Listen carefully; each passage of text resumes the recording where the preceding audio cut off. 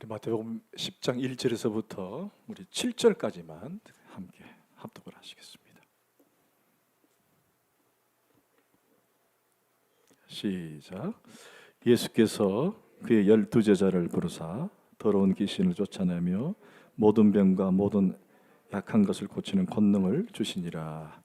12사도의 이름은 이러하니 베드로라 하는 시몬을 비롯하여 그 형제 안드레와 세베대의 아들 야고보와 그 형제 요한, 빌립과 바돌로메, 도마와 세리 마테, 알페오의 아들 야고보와 다데오, 가나안인 시몬 및 가론 유다 곧 예수를 판자라.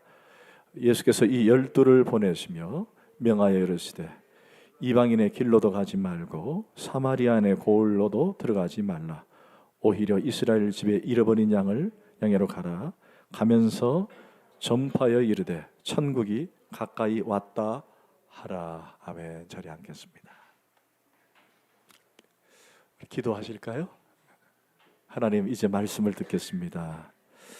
말씀으로 찾아오셔서 우리에게 말씀해 주시고 이 말씀이 우리의 심령에 마음밭에 박히게 하셔서 이 말씀을 의지하며 사는 복된 인생이 되게 하여 주옵소서.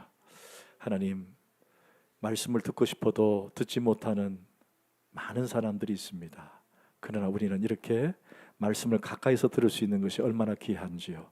하나님, 우리 가운데 더욱더 은혜를 베풀어 주시고 말씀에 잘 듣는 지혜를 주시옵소서. 감사하옵고 예수님의 이름으로 기도합니다. 아멘. 우리가 산상수훈을 통해서 예수님께서 제자들을 가르쳤다라고 우리가 설명을 했습니다. 그리고 산상수훈이 끝나고 난 다음에 예수님은 많은 무리와 제자들과 함께 산에서 초막을 짓고 사신 것이 아니라 내려오셨죠. 우리는 늘 은혜 충만하지만 그러나 우리는 어디로 가야 돼요? 세상으로 나가야 합니다. 아멘. 우리 예수님은 마음껏 가르치시고 그 산에서 세상으로 내려오신 거예요. 내려오셔서 많은 사람들에게 자신의 가르쳤던 그 가르침에 대한 본을 보이십니다. 그 본을 보여셨던 가장 대표적인 사건을 우리가 쭉 보고 있는데 그 중에 하나가 치료하시는 사역이에요. 그래서 많은 사람들을 치료하셨죠. 아멘. 그 치료가 오늘 또 이어지기를 소원합니다. 그 기적의 현장이 오늘 저와 여러분의 가정이 되기를 축원합니다. 할렐루야. 아멘. 아멘. 아멘. 자, 그런데 여러분, 예수님은 혼자 사역을 하신 게 아니에요. 예수님은 많은 무리들과 함께 가르치시고 치료하셨어요. 그런데 그 예수님의 가르침 사역, 치료하신 사역에 누가 꼭 함께 했냐면은 바로 제자들입니다. 제자들. 예수님은 항상 어디를 다니시든지 간에 제자들 곁에 두셨고 그 제자들은 예수님과 함께 다녔다라는 것입니다. 그리고 그들을 부르시고 훈련시키시고 사명을 주시고 이제 그들이 어떻게 세상을 나가 하나님의 나라를 전파하는지에 대한 그 소위 첫 단추를 우리가 오늘 본문을 통해서 확인할 수 있게 되는 그런 장면이 되는 거죠. 자, 오늘 본문 1절은 이렇게 시작했습니다. 예수께서 그의 12제자를 부르셨다. 자, 그러면 예수님은 모든 그리스도인을 부르실 때는 모두가 그들은 누가 돼야 된다는 거예요? 그렇죠. 제자가 돼야 한다는 것입니다. 제자가. 그래서 우리는 그리스도인이 되었다라고 하는 사실 그 자체로 감격하고 기뻐하지만은 동시에 우리는 모두가 제자인 것을 잊지 말라는 거예요. 제자. 그래서 제자는 그냥 사는 게 아니에요. 제자는 사명을 깨닫고 사는 거예요. 제가 자주 그런 말씀 드리지만은 목사님, 저는 제자 훈련을 안 받았습니다. 그래서 저는 제자가 아닙니다. 아닙니다. 제자 훈련과 아무 상관없습니다. 그건 훈련의 과정이지 우리 모두는 그리스도인으로 부름을 받았다는 그 자체부터 우리는 모두 제자가 된 거예요. 아멘. 아멘. 우리는 그 순간 제자가 된 겁니다. 자, 우리 옆 사람에게 당신은 예수님의 제자입니다. 한번 좀 깨닫게 해줘 봅시다. 시작. 당신은 예수님의 제자입니다. 아멘. 아멘. 제자예요. 예. 저는 뭐 훈련을 안 받았으니까 아닙니다. 우리 모두는 그리스도인이 된 순간 모두가 제자라는 거예요.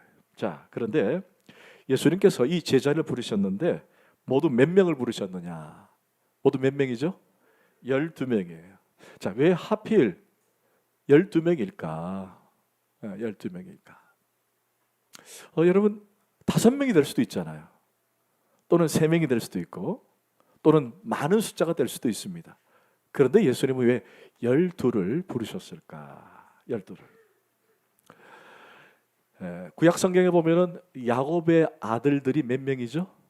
12명. 그리고 그것을 통해서 소위 말하는 구약의 지파가 형성이 되죠. 모두 몇 지파? 12지파가 형성이 됩니다. 그리고 제자들도 모두 몇 명? 12명이 되죠.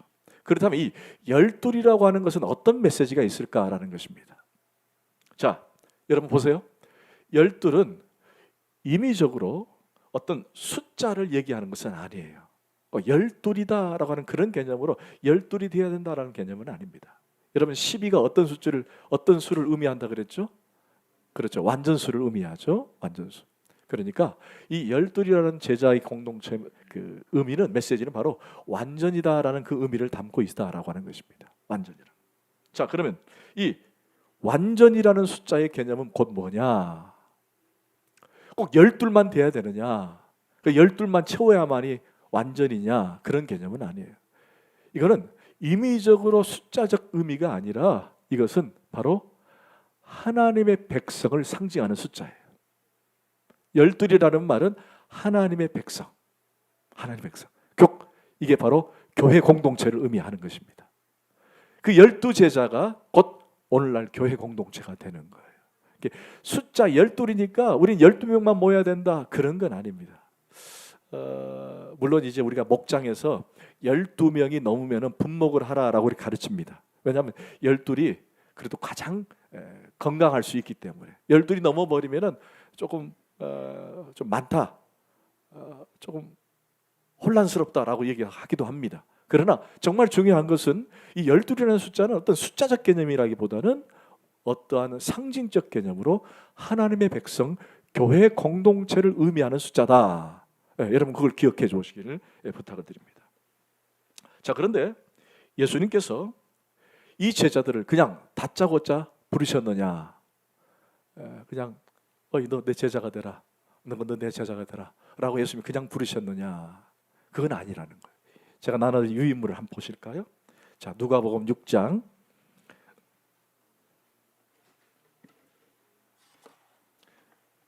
12절 13절 시작. 이때에 예수께서 기도하시러 산으로 가사 밤새도록 하나님께 기도하시고 밝음에 그 제자들을, 아멘. 뭐가 중요해요? 제자들을 부르신 것 앞에 뭘 하신 거예요? 아멘. 제자들을 그냥 부른 게 아니라 뭐 하시고 부르신 거예요? 기도하시고. 여러분 얼마나 중요한지 몰라요. 여러분 이게 우리 큰 도전이 됩니다. 여러분 교회 사역도 중요해요. 여러분 가정의 직장도 중요합니다. 여러분 사업도 중요해요. 그러나 그 이전에 뭐가 우선돼야 된다는 거예요? 할렐루야. 기도가 우선돼야 되는 거예요.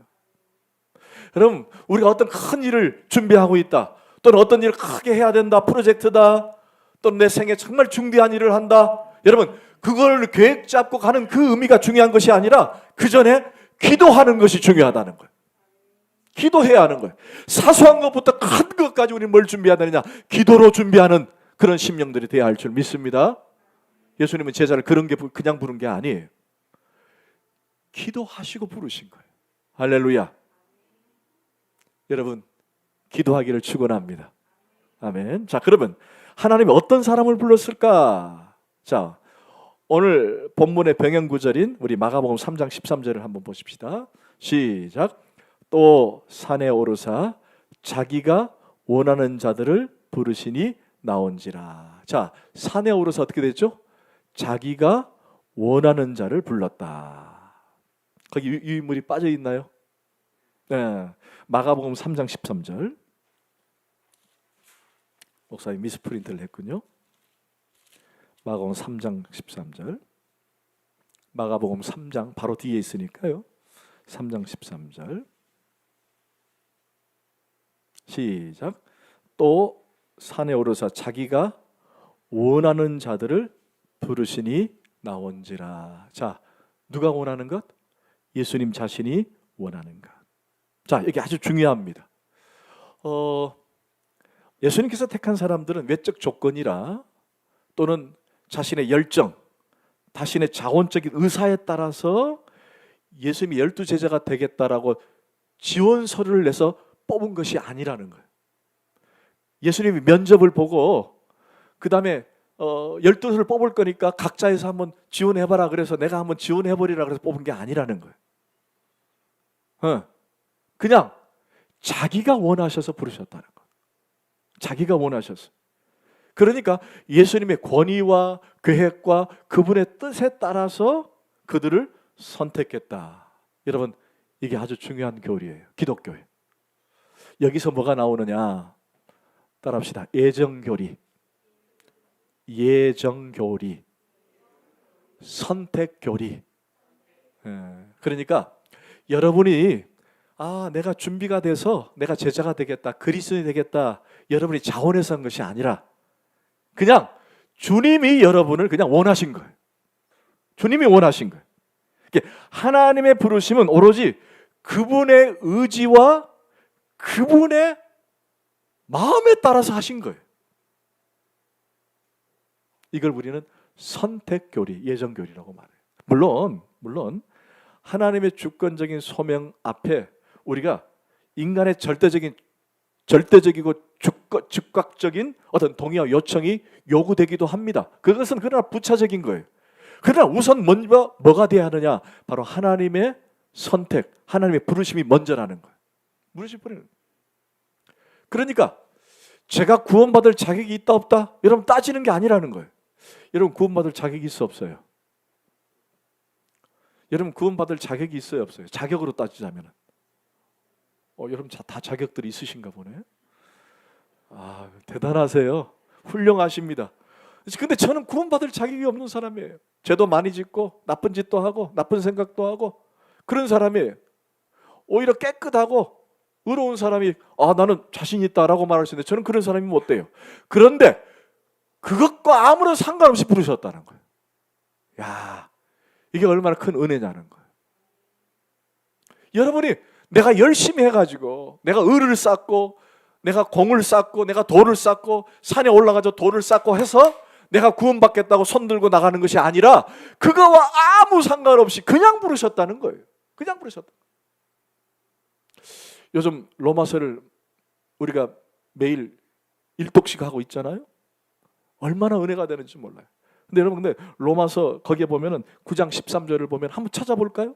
거기 프린트물에도 나왔나 모르겠습니다. 나와 있어요? 로마서 9장 13절 다 같이 시작.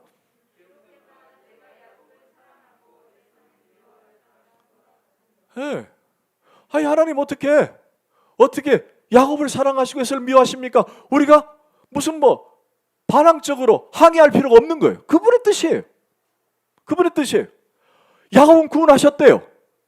근데 에서는 그냥 버렸다는 거예요. 아니 왜 그렇습니까? 왜 그러세요? 하나님 왜 그러세요? 그런데 그걸 따지기 전에 여러분 보세요. 야곱 어떤 인물이죠? 멋진 분이에요? 여러분 성경을 보면요, 야곱은 끝까지 죄송합니다, 못된 사람이에요. 자기중심적이고 자기중심적이에요. 자기밖에 몰라요. 하나님 마음을 얼마나 아프게 한지 몰라요. 그런데 로마서에서 그를 가르쳐서 뭐라고 말하느냐? 야곱은 택하시고 에서는 버리셨다는 거. 왜 그랬을까? 왜 그랬을까? 야곱이 못났기 때문에? 허물이 많기 때문에? 그거와 상관이 없다는 거예요. 그냥 작정하신 거예요. 내가 그를 구원하기로 작정한 거예요. 그러니까 하나님 왜 나를 하나님의 자녀로 삼으셨습니까? 왜 나를 하나님의 자녀로 삼으셔서 복을 주십니까? 제가 자격도 없는데. 얘야, 나는 그런 자격 조건 아무 따지지 않는다. 그냥 내가 너를 사랑해서, 내가 너 좋아서 그런 거야. 여러분 다른 답이 없어요. 왜 하나님이 나를 구원하셨습니까? 왜 하나님 나를 자녀로 삼으셨습니까? 왜 주 닮은 식구로 삼으셔서 하나님의 거룩한 백성이 되게 하셨습니까? 그냥 네가 좋아서라는 거예요. 네가 사랑스러워서. 아니 하나님, 나는 여전히 죄를 짓고 나는 여전히 하나님 앞에서 보잘것없고 아무런 주님 앞에 마음을 시원케 해드릴 수 없는 그런 존재인데, 아니야. 그냥 네가 좋아. 네가 좋다는 거예요. 네가 그냥 사랑스럽다는 거예요. 우리는 할 말이 없는 거예요. 그게 하나님의 구원의 계획이라는 거예요. 여러분, 여러분이 구원을 위해서 뭘 했어요? 대학을 졸업하셨어요? 구원을 위해서? 대학, 구원에 관련된 대학을 나오셨어요? 아니면 구원 관련 졸업장을 따셨습니까? 아니면 여러분 구원을 받기 위해서 매일 구제하고 선을 행하고 착하게 사셨어요? 한번 손 들어보세요. 그런 분. 손 안 드는 거 봐. 없잖아. 없어요. 그런 분 아무도 없어요. 그럼 왜 구원하셨느냐? 몰라요, 저는. 내가 알 수 있는 것 딱 하나. 성경에서 가르치는 것 딱 하나. 그냥 내가 사랑스럽다는 거예요. 사랑스럽다. 여러분 믿으십니까? 사랑스럽다는 거예요. 자, 한번 보자고요. 그 12 제자를 이제 택하셨는데 어떤 모습인지 오늘 본문으로 잠깐 돌아갑시다. 2절. 본문으로 돌아가서 시작. 12 사도의 이름은 이러하니 베드로라 하는 시몬을 비롯하여 그 형제 안드레와 세베대 아들 야고보와 그 형제 요한과, 이렇게 쭉 이제 12명의 제자가 이렇게 딱 나옵니다. 저는 어려서 교사 선생님들로부터 12명을 외우라고 막 강요를 받았어요. 자, 여러분 지금 한번 외워볼까요? 그러면 아무도 외울 사람 없어요. 외우지 마세요. 어렵습니다. 외국 사람 이름 외우기 얼마나 어려워요. 저는 우리 그 카치아 알죠? 카치아 이름이요 상당히 깁니다. 저는 다 외우질 못해요. 그냥 카치아만 압니다. 외국 사람 이름 외우기 얼마나 어려워요. 저는 옆에 사람 한국 사람 이름도 외우기 어렵고 번호도 외우기 어려운데, 저는 자녀들 전화번호도 몰라요. 여러분 자녀들 전화번호 아세요? 근데 제자들 이름을 외우라는데 저는 자신이 없어요. 외울 필요 없어요. 그냥 제자들 12명, 그 중에 몇 명만 외우면 돼요. 베드로, 야고보, 요한, 마태, 이 정도만 외우면 됩니다. 그런데 여러분 외워서 생각하면 생각할수록 이 사람들의 공통점이 하나 있어요. 공통점이. 자, 1번 잘났다, 2번 똑똑하다, 3번 아주 명성이 높다, 4번 아무런 보잘것이 없다. 4번이에요. 4번. 아무런 보잘. 어부요, 세리요. 당시 천대와 멸시를 받았던 사람들이. 여러분 이게 무슨 메시지인지 아세요? 그럼에도 불구하고 주님이 그들을 택하셨다. 근데 그들은 면면을 보니까 부족하다. 아무것도 보잘것없다. 이게 어떤 메시지냐? 별 볼 일 없는 사람도 예수님께 붙들리면은 비범한 자가 된다, 안 된다? 된다라는 거예요. 예수께 붙들려 사는 사람은 비범한 사람이 될 수 있다라는 것입니다. 이 12명이 나중에 하나님 나라에 크게 쓰임받는 주의 종들이 다 되지 않습니까? 여러분 몇 명만 잠깐 살펴볼까요? 여러분 너무나도 잘 아는 베드로, 원래 이름이 뭐예요? 시몬이에요. 시몬. 여러분 베드로라는 이름의 뜻이 뭐라 그랬죠? 게바, 반석이라는 뜻이에요. 원래 시몬의 그 성격은 반석이 될 수 없는 사람입니다. 다혈질적이고 생각이 이랬다 저랬다 그러고 왔다 갔다 하고 아주 기회주의자고, 그런데 예수님께 붙들려서 예수님이 제자가 되고 그를 만드시고 변화시키고 훈련시키니까 뭣과 같은 사람이 됐어요? 반석과 같은 사람이 됐습니다. 할렐루야. 우리가 주님께 붙들리면 그런 사람이 되는 줄 믿습니다. 아멘. 여러분 또 야고보와 요한이라는 사람이 있어요. 야고보, 요한. 세베대의 아들 야고보와 요한. 여러분 이 사람들 별명을 아세요 혹시? 별명 아세요? 성경은 이들의 별명을 말해주고 있어요. 우레의 아들이에요. 우레의 아들. 원래 한자가 우레가 아니라 리을 오이가 아니라 원래는 한자가 리을의 에랍니다. 그게 맞다 그래요. 우레. 그게 한자의 발음이라 그래요. 여러분 우레가 뭐 하는 거죠? 천둥 팡팡 칠 때 우레 친다 그러잖아요. 이게 무슨 말이냐? 그만큼 이들은 성격이 급했다라는 거예요. 성격이 급. 이 성격이 급했다는 말을 두 가지 측면으로 긍정과 부정을 얘기하는 사람들이 있어요. 하나는 워낙 성격이 급해가지고 복음을 너무 잘 전했다는 거예요.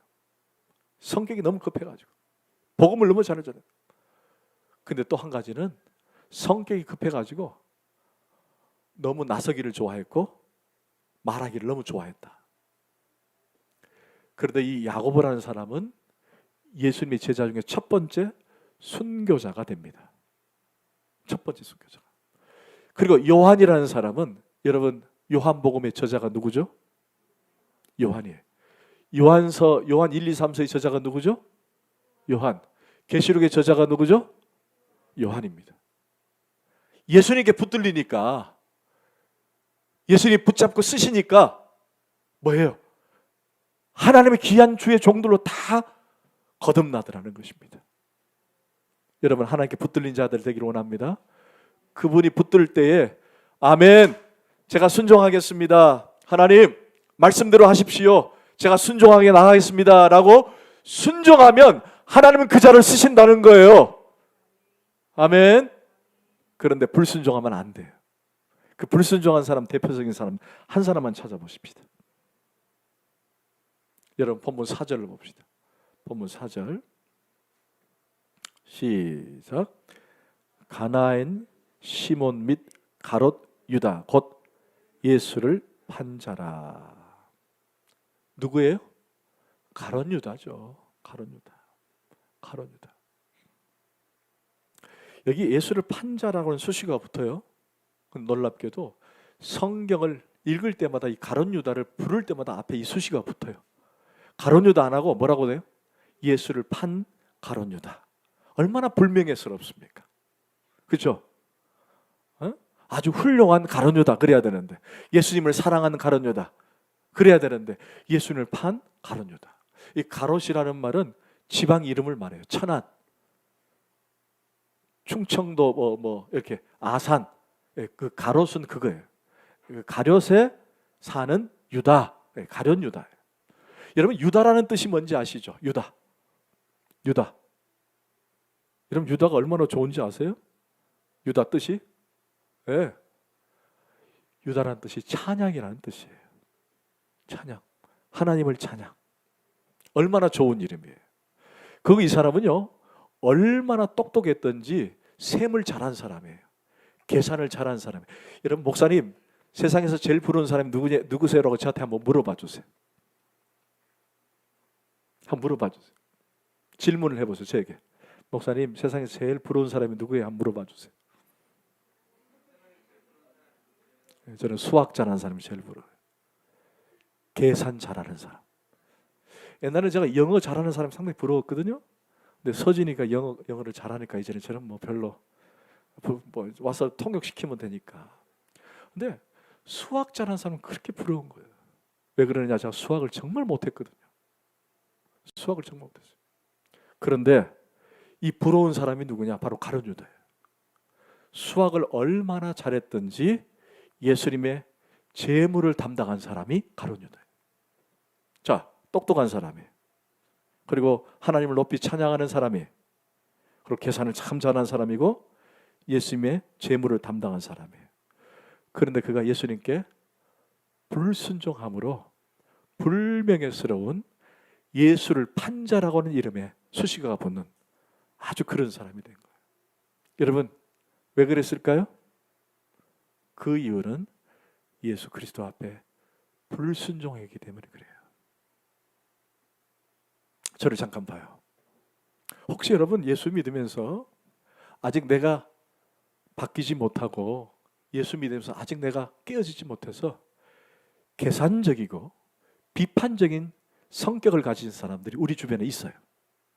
여러분 그런 사람들이 은혜 받기 상당히 어렵습니다.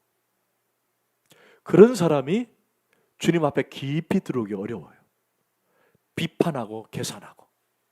여러분 이거 버리셔야 돼요.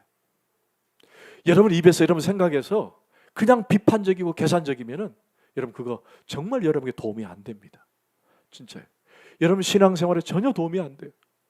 제가 신앙에 많은 분들을 보았고 저도 목회를 하면서 많은 사람들을 만났지만은 이 비판적이고 계산적인 사람 여러분 정말 어렵습니다. 여러분 내려놓으셔야 돼요. 내려놓으셔야 돼요. 혹 우리 마음속에 그런 것들이 자꾸 요동칠 때 사단아 물러가라. 왜? 이 가룟 유다에게 누가 들어왔었어요? 사단이 들어와서 예수를 팔게 했잖아요. 비판적인 사람들, 계산적인 사람들. 여러분 정말 이거 하나님 원치 않는 거예요. 그럴 때 사단아 물러가라. 이렇게 외치는 자들이 되길 원합니다. 아멘. 아멘.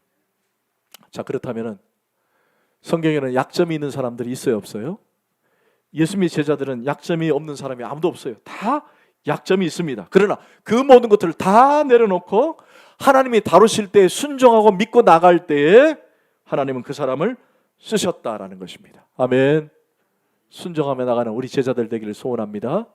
자, 그렇다면 예수님이 왜 제자를 부르셨느냐, 우리 두 가지를 잠깐 살펴봅시다. 자, 먼저 제자를 부르신 이유는 곁에 두시려고. 뭐 하시려고? 곁에 두시려고. 여러분 마가복음 3장 14절을 보실까요? 마가복음 3장 14절. 마가복음 3장 14절. 시작. 이에 12를 세우셨으니 이는 자기와 함께 있게 하시고 또 보내사 전도를 하시며. 이 두 가지가 다 들어있어요. 첫 번째는 뭐죠? 자기와 함께 하시려. 두 번째는 전도하기 위해서. 오늘 그걸 얘기하고 싶은 거예요. 자, 예수님이 왜 제자를 부르셨느냐? 첫 번째는 자기와 함께 있고 싶어서. 자, 이것은 목적 진술이 분명합니다. 자, 주님이 제자들을 왜 부르셨는가? 예수님과 함께 하기 위해서. 이것을 다른 말로 사귐의 목적이다라고 표현합니다. 사귐의 목적. 여러분 얼마나 감동적이에요. 저와 여러분을 예수님 왜 부르셨느냐? 우리 함께 하고 싶어서. 할렐루야. 우리 주닮은 식구들은 그런 사람이 없는데 왜 주님이 우리를 부르셨습니까? 헌금 내게 하기 위해서. 왜 우리를 부르셨습니까? 불쌍한 사람 돌보기 위해서. 여러분 아닙니다. 예수님 분명히 말씀하세요. 첫 번째 이유는 우리와 함께 하고 싶어서. 여러분 연애 결혼하신 분들, 저를 포함해서 연애 결혼하신 분들, 여러분 연애할 때 가장 힘든 게 뭐예요? 손을 못 잡아서? 아니잖아요. 여러분 연애를 해보니까 제일 힘들었던 것이 꼭 끝나면 각자 집으로 가는 게 제일 힘들었어요. 그렇지 않았어요? 별로 호응들을 안 하시네. 저는 현주 씨랑 연애할 때 딱 밤 10시만 되면 보내줘야 돼요. 제가 언젠가 말씀드렸지만 영도 청학동에서 계금동이라는 곳은요, 버스를 타고 걸어서 한 1시간 반, 2시간 거리예요. 그게 아내를 10시 딱 되면 집에 대문에 딱 넣어줘야 돼요. 그리고 밑에 청학동 그 89번인가요? 그 버스를 타고 와서 61번을 또 갈아타고 집에 계금에 와야 돼요. 그러면 여러분 10시는 차가 끊깁니다. 막차예요. 그 막차를 타고 부랴부랴 오면은 남포동에서 61번이라는 차를 딱 타면은요, 있을 때도 있고 없을 때도 있어요. 아내는 아는지 모르겠지만 거기서 집까지 걸어간 적이 한두 번이 아니에요. 엄청 걸어 다녔어요. 무려 1시간 반씩 차가 끊겨가지고. 저 많이 그랬거든요. 제가 왜 이 얘기를 했죠? 연애를 하면은 그게 힘든 거예요. 손잡고 빠이빠이, 내일 또 보자. 근데 옛날에는 전화가 없었잖아요. 집 전화밖에 없었거든요. 그 다음에 생긴 게 삐삐였잖아요. 삐삐를 아나요? 네. 삐삐 번호 딱. 전화가 없으니까 집에서 전화 왔다 갔다 하는 거 외에는 못 받는 거예요. 그리고 헤어질 때마다 항상 몇 시 어디서 만나자 그렇게 얘기하고는 만나는 거예요. 근데 제일 아쉬운 게 뭐냐? 연애가 끝나면 집으로 각자 가는 게 아쉬운 거예요. 그래서 뭘 하느냐? 뭘 할까요? 결혼을 하는 거예요. 할렐루야? 아멘. 그래서 결혼을 하는 거예요. 결혼하니까 너무 좋은 거예요. 그래서 제가 우리 김서방이 그랬어요. 뭐가 좋아하니까 정말 아버님처럼 생각과 똑같다는 거예요. 연애할 때는 집으로 가야 되는데 이제는 집에 안 가니까 좋다라는 거예요. 그런데 물어봅시다. 왜 집에 있으니까 좋습니까? 그렇죠. 함께 있으니까. 그렇다면 궁극적으로 왜 함께 하면 좋습니까? 어? 왜 함께 하면 좋아요? 쉽게 답이 나올 수 있는데 별로 안 좋은가 봐요. 이제 제가 그런 얘기 지금은 뭘로 산다? 부부가 전우회로 살더라고요. 전우회로 살더라고요. 여러분, 함께 왜 하면 좋으냐? 사랑하기 때문에 함께 하는 줄 믿습니다. 왜 하나님이 저와 여러분과 함께 하기를 원하는가? 다른 거 답이 없어요. 사랑하기 때문에 주님이 우리와 함께 하고 싶은 거예요. 나 같은 죄인, 나같이 못난 사람, 뭐가 그렇게 특별하다고 나와 함께 하고 싶으시냐? 다른 이유가 없다는 거예요.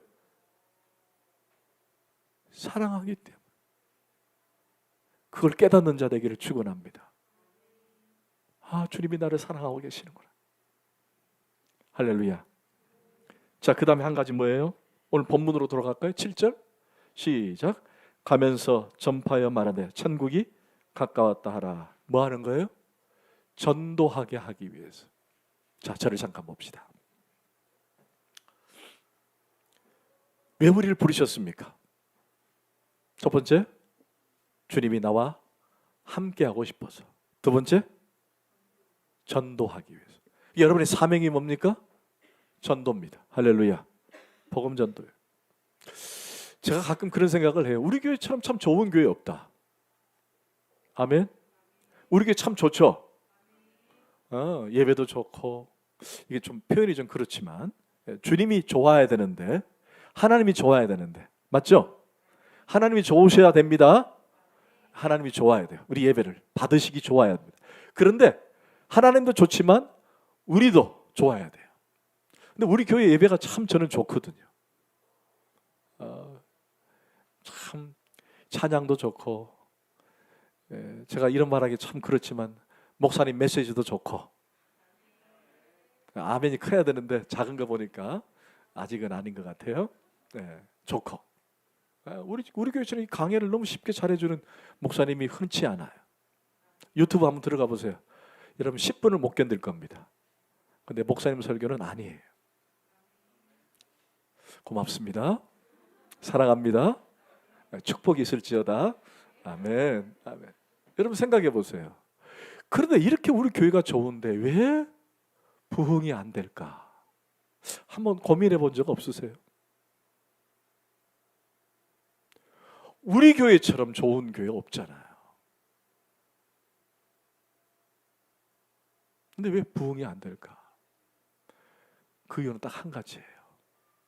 우리의 사명, 전도를 안 하기 때문에. 다른 거 없어요. 저는 느헤미야 프로젝트를 하면서도, 물론 우리가 교회가, 어떤 분이 그래요.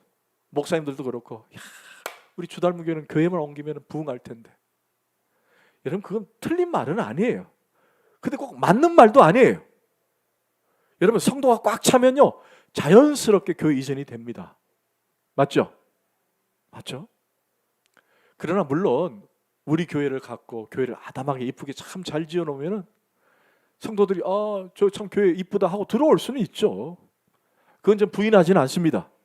그래서 저는 그렇게 하고 싶어요. 저도.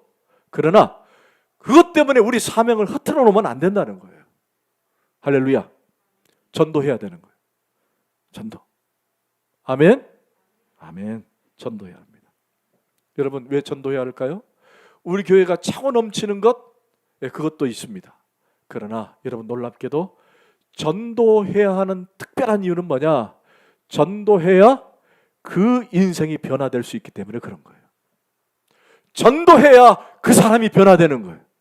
여러분, 아무리 우리가 개혁을 하고 아무리 사람을 훈련을 시키고 교육을 한들 인간은 한계가 있어요. 끝이 있다라는 거예요. 그 사람을 완전하게 변화시킬 수 없어요.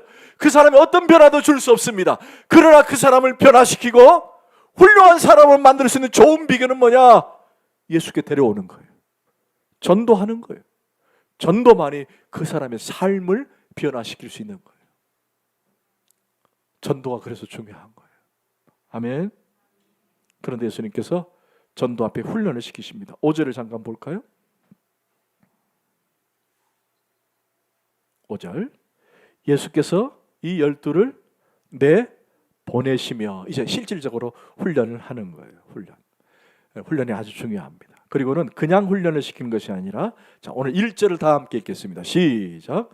예수께서 그의 12제자를 부르사 더러운 귀신을 쫓아내며 모든 병과 모든 약한 것을 고치는, 아멘, 뭘 주셨죠? 권능을 주셨다. 자, 왜 예수님께서 권능을 주셨느냐? 그 앞에 보니까 귀신을 쫓아내며 라고 되어 있죠. 이게 뭐냐? 결국 이 땅의 싸움의 영역은 뭐냐? 하나님 나라의 주권과 어둠의 세력의 주권, 이 두 가지 싸움일 수밖에 없다라는 거예요. 그래서 여러분들, 예수 믿을 때, 전도할 때 방해가 있어요, 없어요? 있습니다. 그럴 때 우리는 이미 권능을 받았습니다. 그럼 그 권능대로 사단을 물리쳐야 됩니다. 물리치라. 네, 사단을 물리쳐야 됩니다. 우리 교회 안에도 있을 수 있어요. 주님께 더 가까이 가려고 하는데 자꾸 방해하는 세력이 있습니까? 없습니까? 있습니다. 기도하려고 하는데 기도 못하게 하고, 예배하는데 예배 못하게 하고, 하나님께 더 가까이 가려고 하는데 못하게 하는 그런 세력들이 있어요. 지금도 있습니다. 있을 수 있어요. 딴 생각하게 하고, 자꾸 그럴 수 있어요. 그 결코 하나님이 원하는 거 아닙니다. 하나님이 주시는 게 아니에요. 사단 마귀가 유혹하고 있는 거예요. 제가 말씀드렸죠. 회당 안에도 사단 마귀가 있더라 없더라? 있더라는 거예요. 그런데 우리는 이미 그 권능을 받았어요. 우리는 물리칠 수 있습니다. 사단아 물러가라. 그런데 가장 좋은 무기가 뭐냐? 기도라는 거예요. 기도.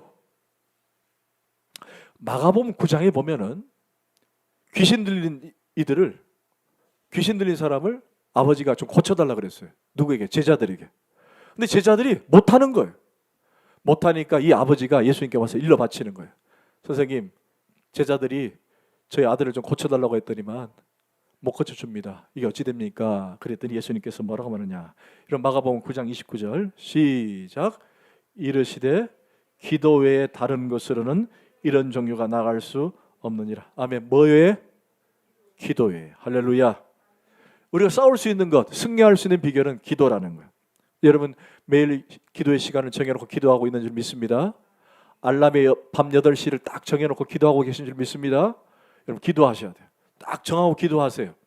기도하셔야 됩니다. 여러분 자녀를 위해서 기도하세요. 남편을 위해서 기도하세요. 아내를 위해서 기도하세요. 기도하는 자가 됩니다. 자, 그런데 오늘 마지막 결론.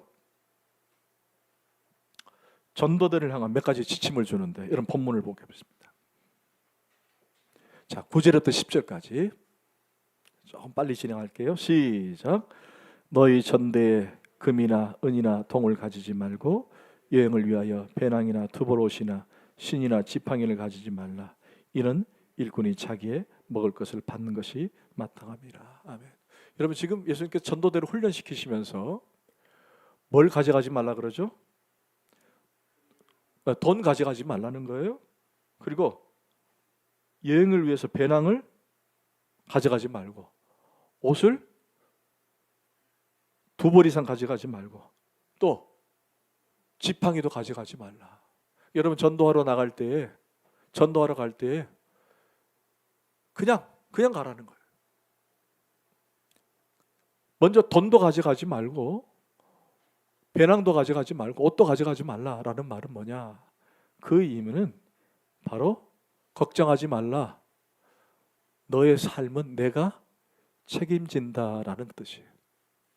그러니까 우리가 제자 훈련을 할 때 가장 기초가 뭐냐? 하나님이 내 삶을 지키신다. 또 지팡이도 가져가지 말라 그래요.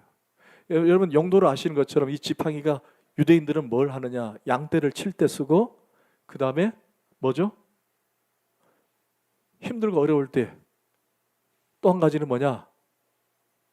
뭐 일이나 늑대가 올 때 지팡이를 쓰는 거예요. 그 용도입니다. 내가 너를 지켜주겠다는 거예요. 지팡이도 가져가지 말면은 내가 너를 도와주겠다. 내가 너를 지키겠다. 그러니까 돈도 가져가지 마라. 너의 삶을 내가 인도할 것이다. 지팡이 가져가지 마라. 너를 지키겠다라는 거예요. 이스라엘 백성들이 출애굽을 할 때에 주님께서 그렇게 얘기를 해요. 허리에 띠를 띠고 발에 신을 신고 손에 지팡이를 잡고 급히 먹으라 그래요. 급히 먹으라고. 중요한 건 급히 먹으라는 거예요. 급히 먹으라. 그럼 급히 먹고 그냥 마트 가가지고 장을 보고 가라 그런 뜻이 아니에요. 급히 먹으라는 말은 그냥 나가라는 거예요. 그냥 한 끼 먹고 그냥 가라는 거예요. 여러분 이스라엘 백성들이 애굽 땅에 갈 때 급히 먹고 아무것도 챙기지 못하고 그냥 갑니다. 어디로 가죠? 광야로 가는 거예요. 그러면 광야로 가가지고 텃밭을 이루어가지고 씨앗을 심고 또 물을 줘서 막 채소가 자라고 곡식이 열리고 그렇게 광야 생활을 안 했습니다. 안 했어요? 계속 이동했어요. 그런데 그들이 광야 몇 년 생활을 했죠? 40년 동안 한 번도 굶은 적이 없어요. 애굽을 출발할 때 마트에 들려가지고 장을 본 것도 아니에요. 그리고 광야 생활하면서 무슨 농사를 지은 것도 아니에요. 그런데 40년 동안 한 번도 굶어서 죽은 누수거리가 없어요. 그들이 굶어서 죽었더라 그런 말이 한 번도 없어요. 여러분 거기 다 있죠. 신명기 8장 4절 말씀. 시작. 이 40년 동안에 네 의복이 헤어지지 아니하였고 네 발이 부르트지. 아멘. 몇 년 동안에? 40년 동안에. 여러분 저를 잠깐 봐요. 그러면 40년 동안에 그들이 경험하고 훈련했습니다. 그러면 그 경험하고 훈련되어진 것 그들이 그것에서 뭘 느꼈을까요? 40년 농사도 안 지었는데 하나님 먹이셨어요. 뭘 느꼈어요? 그렇죠. 하나님 의지하는 법을 배운 거예요. 할렐루야. 하나님 의지하는 법. 그러니까 제자로 산다. 오늘 예수님께서 제자들에게 너희들 아무것도 가져가지 마. 가서 굶어 죽어.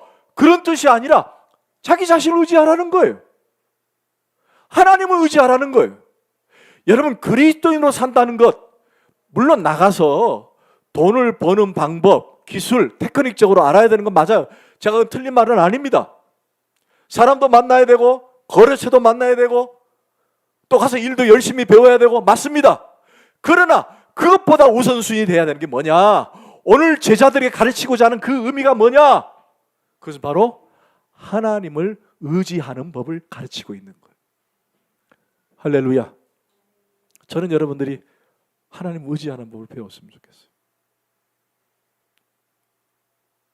주님이면 된다. 내가 주님으로 만족한다. 내가 주님 없이 살 수 없다. 주님 도와줘야만 됩니다. 내가 아무리 잘 나가고 잘 돼도 주님 없이는 안 됩니다 라고 고백하는 것, 그것을 가르치고 있는 거예요. 할렐루야. 아멘. 주님 의지하는 법을 배우는 거예요.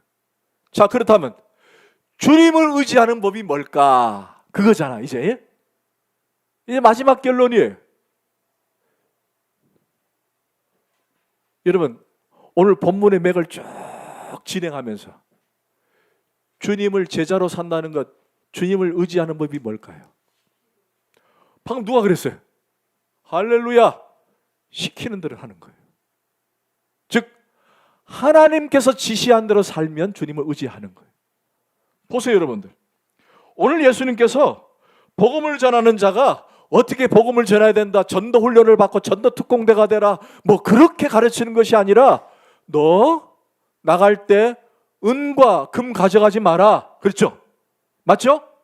배낭도 메지 마라. 지팡이도 가져가지 마라. 지금 하나님의 지시를 받고 있는 거예요. 예수님의 지시를 받고 있는 거예요. 그 지시대로 되면은 주님을 의지하는 거예요. 오늘날 우리가 어떻게 사느냐, 어떻게 하나님을 살아가느냐, 의지하느냐, 다른 거 없습니다. 하나님 말씀대로 사는 거예요. 하나님 말씀대로. 그래서 말씀을 가까이 하는 성도가 돼야 되는 거예요. 오늘 우리에게 선포되는 말씀, 오늘 주어지는 말씀, 내가 매일매일 아침마다 큐티하는 그 말씀, 그 로마서를 통해서 얻는 은혜, 그 말씀대로 살고자 고백하고 그 말씀대로 살고자 하는 자가 하나님을 의지하는 자가 되는 거예요. 할렐루야. 그러면 나머지는 누가 책임져줘? 하나님이 책임져줘. 여러분, 이런 특별한 은혜를 경험했으면 좋겠어요. 살면 살수록 그런 은혜 때문에 내가 이래서 내가 예수 믿는구나, 이래서 참 좋구나, 여러분 그런 은혜들을 많이 체험되기를 소원합니다. 여러분, 이스라엘 백성들이 광야 40년 동안 살면서 농사도 안 지었는데 하나님께서 뭘 먹이셨죠? 만나와 메추라기를 먹였어요. 만나 뜻이 뭐라 그랬죠? 이게 먹고 이게 무엇이냐 뜻이에요. 근데 그 특징이 하나 있어요. 그 특징이 뭐죠? 그 만나는 하루 한 번만 내는 거예요. 그리고 그거는 이틀 동안 남겨둘 수가 없어요. 그래서 사람이 살 때에 만나가 떨어지면은 자신 거 한 끼 먹을 것만 가져오는 거예요. 그럼 먹어요. 근데 어떤 사람이 이틀 것까지 가져왔어요. 근데 나중에 보니까 이틀 게 쉬어 빠지고 썩어버리는 거예요. 그래서 40년 동안 요령이 생긴 거예요. 아, 하루 한 끼만 만나를 걷어서 먹게 하시는구나. 그러면서 그들이 깨닫는 게 뭐예요? 내일 하나님이 주실 양식을 기대하는 거예요. 오늘 주기도문에 뭐라 그랬죠? 오늘날 우리에게 일용할 양식을 주시옵고. 아멘. 매일매일 하나님을 기대하는 거예요. 내일 하나님이 또 주시겠지. 아멘. 또 받아 먹는 거예요. 그리고 또 내일이 되는 거예요. 그러면 하나님 만나를 내리시려나? 내렸어. 또 먹는 거예요. 그러면서 자연스럽게 누구를 의지하는 거예요? 만나를? 아니죠. 만나를 베푸시는 하나님을 의지하는 거예요. 그리고 일용한 양식을 통해 감사하는 거예요. 그런데 그 일용한 양식이 오늘날 누구냐? 바로 요한복음은 그분을 가리켜서 우리의 영원한 떡 예수님을 가리키고 있는 거예요. 그분을 먹어야 돼요. 매일매일 예수를 먹어야 돼요. 할렐루야. 결국 우리는 하나님 말씀대로 사는 주의 종들이 되기를 원합니다. 여러분 모두 제자인 줄 믿습니다. 아멘. 기도하십시다.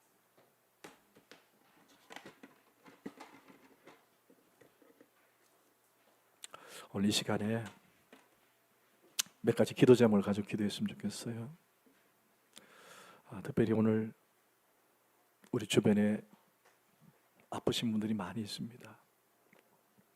또 내일 우리 오현주 사모가 항암 또 가게 되는데 바라기는 끝나고 안 했으면 좋겠는데 또 하나님이 또 어떻게 그에 가실지를 또 기대하고 기적을 기대하고 갑니다. 또 사모님과 또 우리 주변에 우리 이경환 집사의 아버님도 계시고 그러는데 기도하시고, 특별히 또 한 가지 기도 제목은 여러분 가정을 위해서 지금 기도했으면 좋겠어요.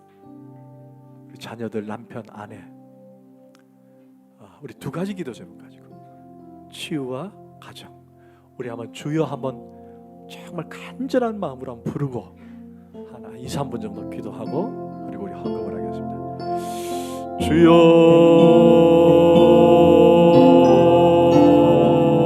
아버지, 오늘 주신 말씀대로 우리가 하나님 말씀대로 살겠습니다. 주의 말씀 의지하며 살겠습니다. 주님을 섬기며 살겠습니다. 주여, 아버지요, 아버지, 주여,